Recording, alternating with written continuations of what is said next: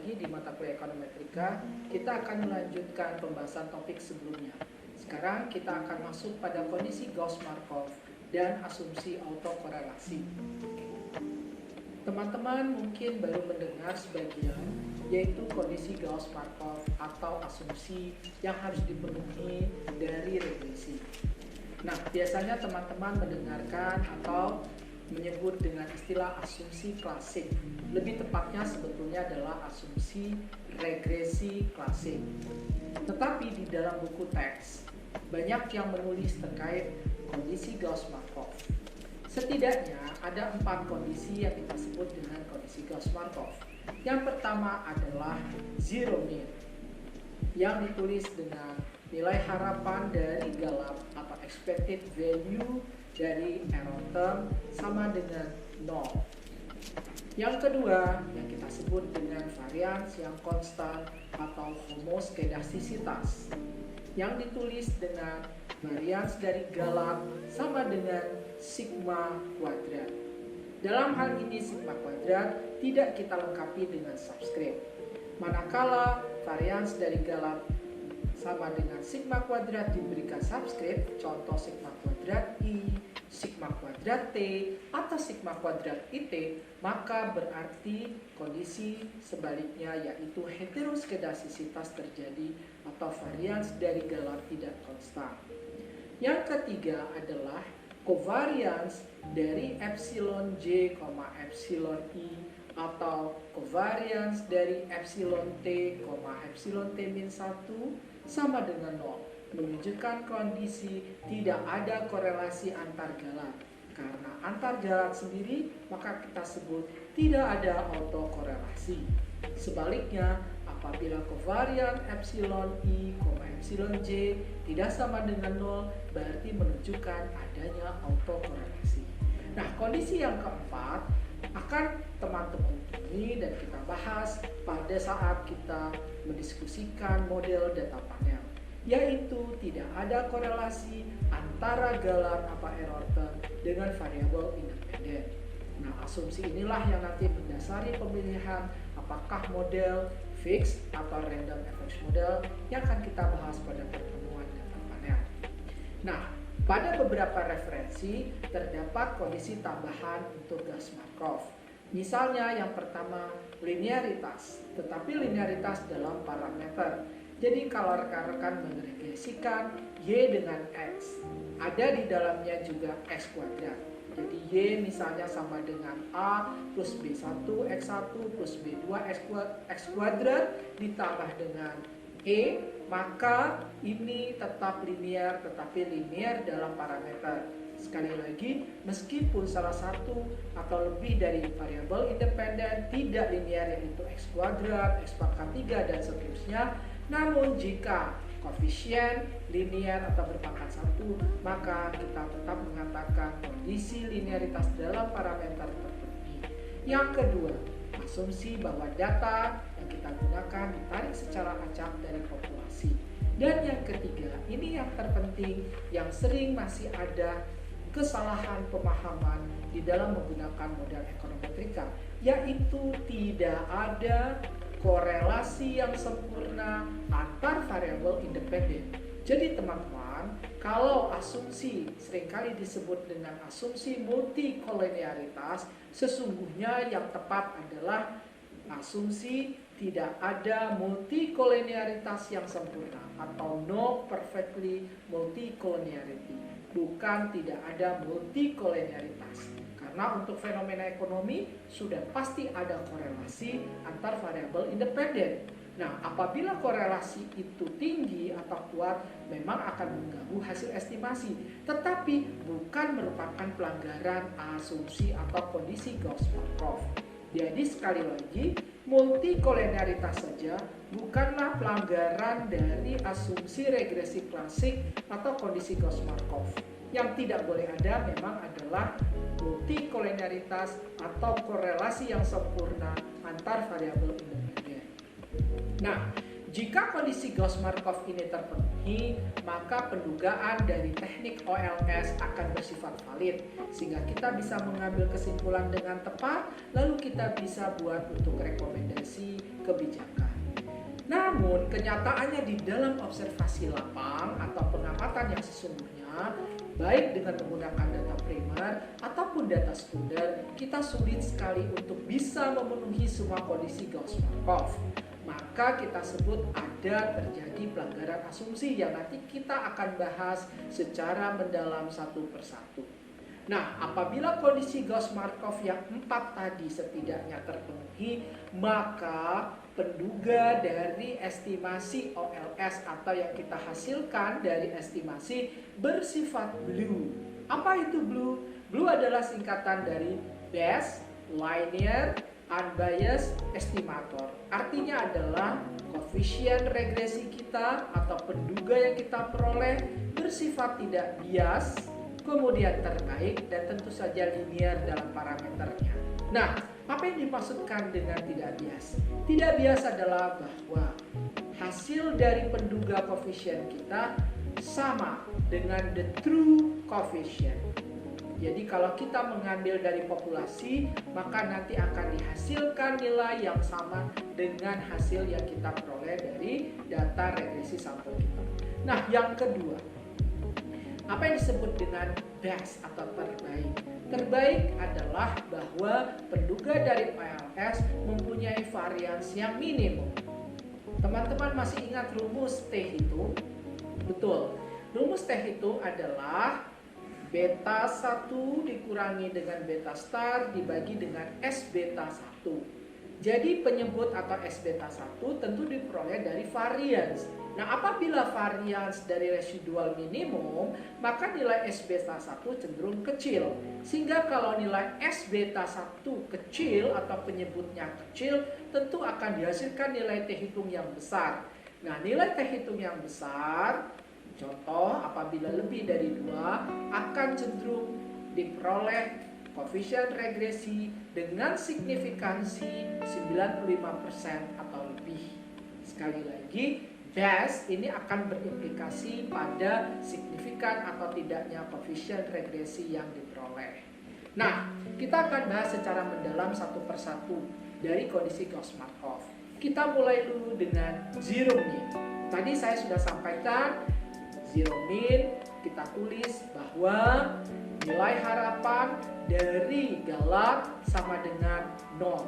Nah, di sini kita interpretasikan sesuai dengan pengertian least squares atau kuadrat terkecil bahwa kita meminimumkan jumlah kuadrat dari residual, lalu kita perolehlah konstanta dan koefisien regresi.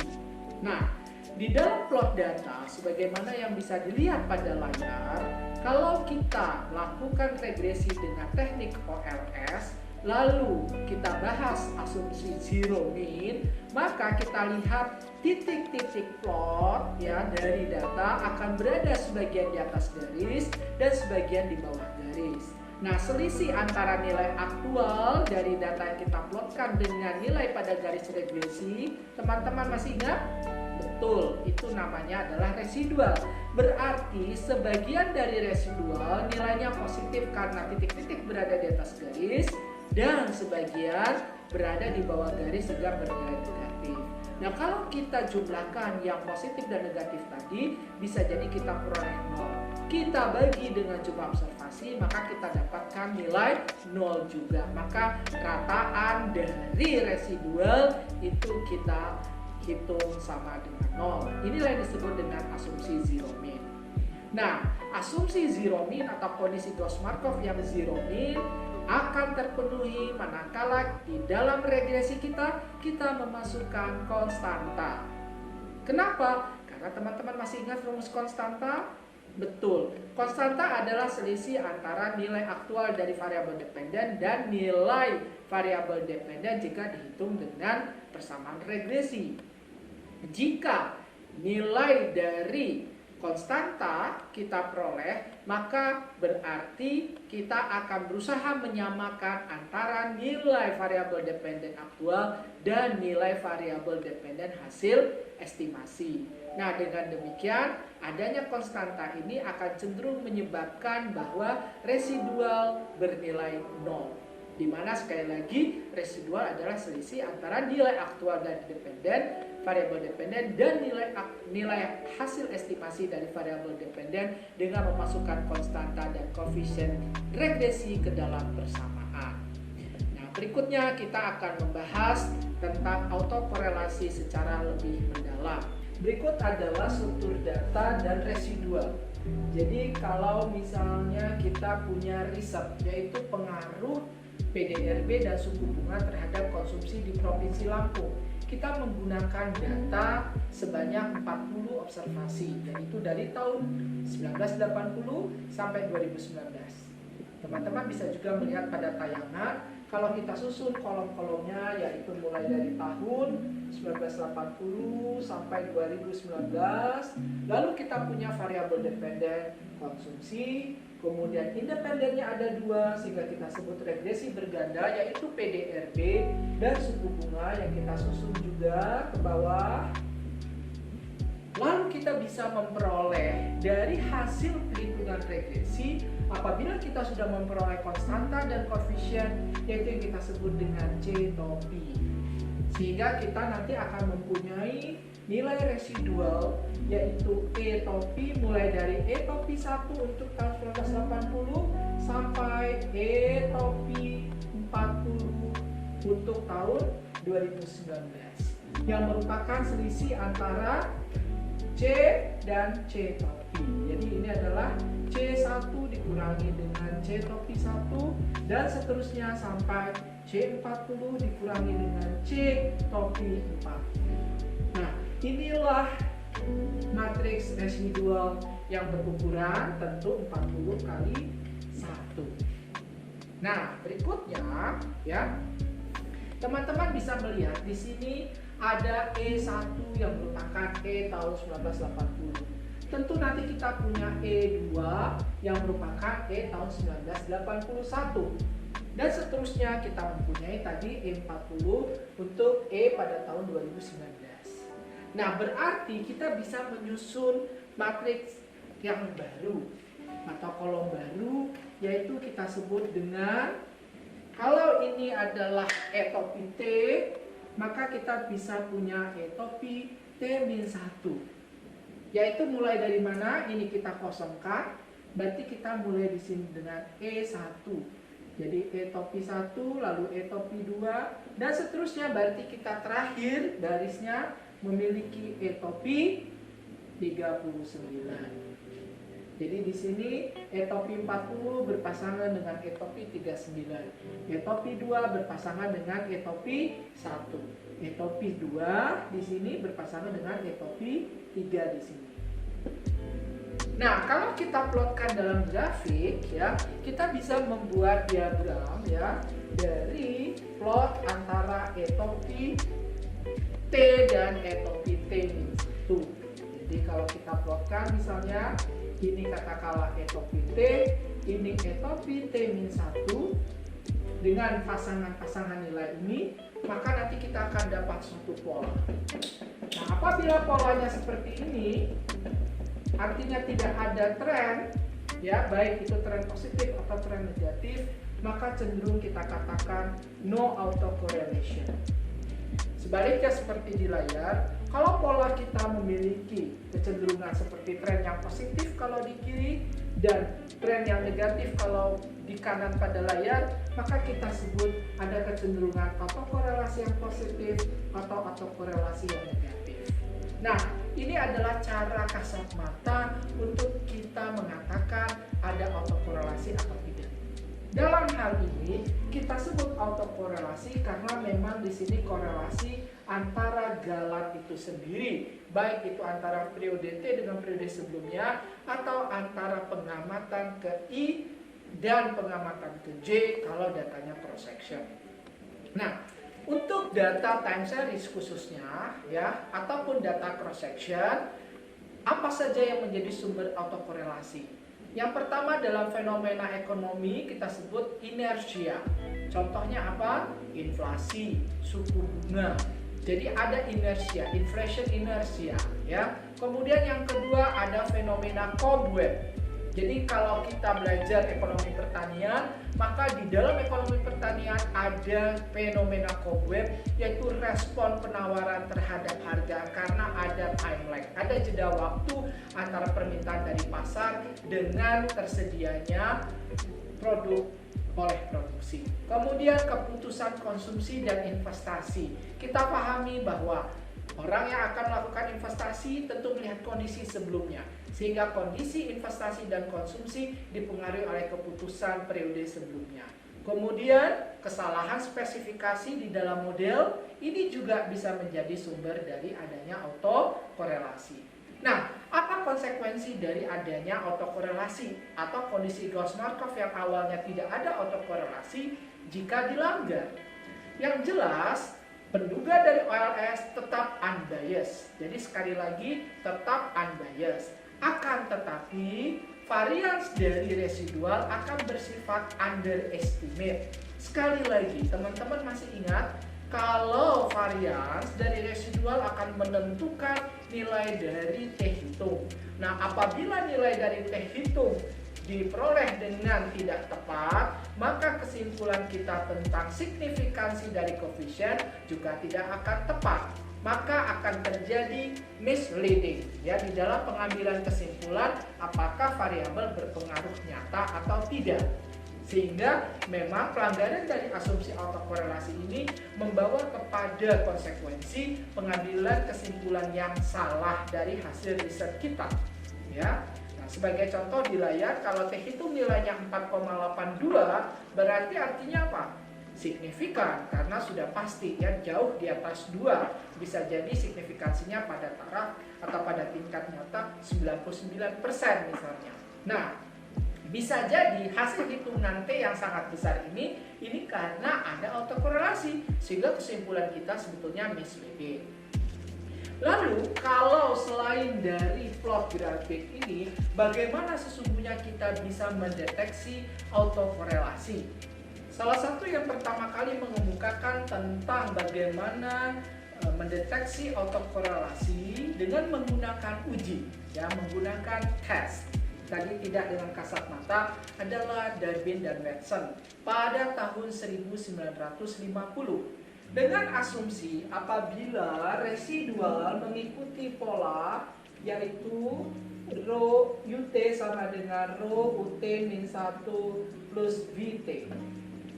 Nah, kalau kita misalnya mau menghitung, ya katakanlah misalnya apabila rho nilainya 1 atau rho sama dengan min 1, ya, maka kita akan katakan ada korelasi yang sempurna antara UT dan UT min 1 atau ada autokorelasi.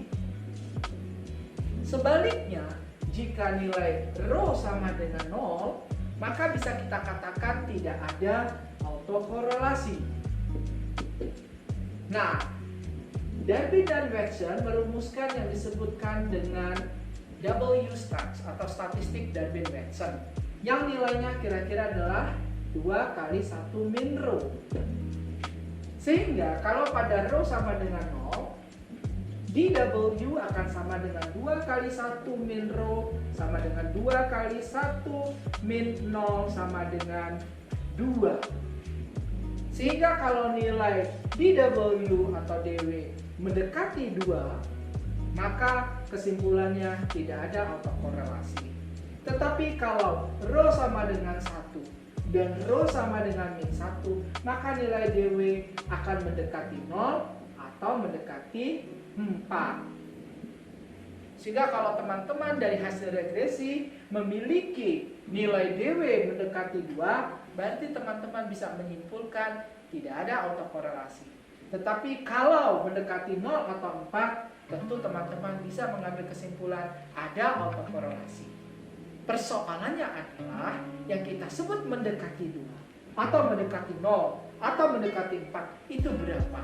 Maka nanti di dalam distribusinya dW akan ada yang disebut dengan batas atas dan kemudian batas bawah. Lalu dengan menggunakan tabel distribusi ini kita bisa membandingkan secara lebih tepat apakah memang ada autokorelasi atau tidak.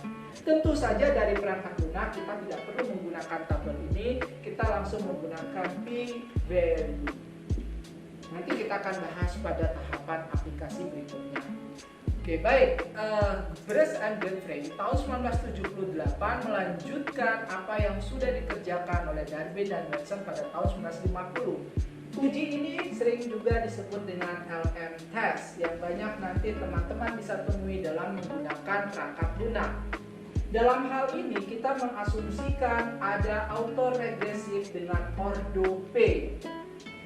Pertama, autoregresif artinya regresi di mana variabel dependen diregresikan pada variabel itu sendiri. Dalam hal ini untuk data deret waktu berarti misalnya CT diregresikan pada CT-1, CT-2. Tetapi untuk persamaan untuk LM test kita meregresikan residual yaitu ET pada dirinya sendiri yaitu rho 1 ET-1, rho 2 ET-2 dan seterusnya sampai rho P ET-P. Nah, ini yang kita sebut dengan ordo P. Jadi sampai leg ke P. Boleh leg ke 5, boleh leg ke 10 plus VT sebagai galang.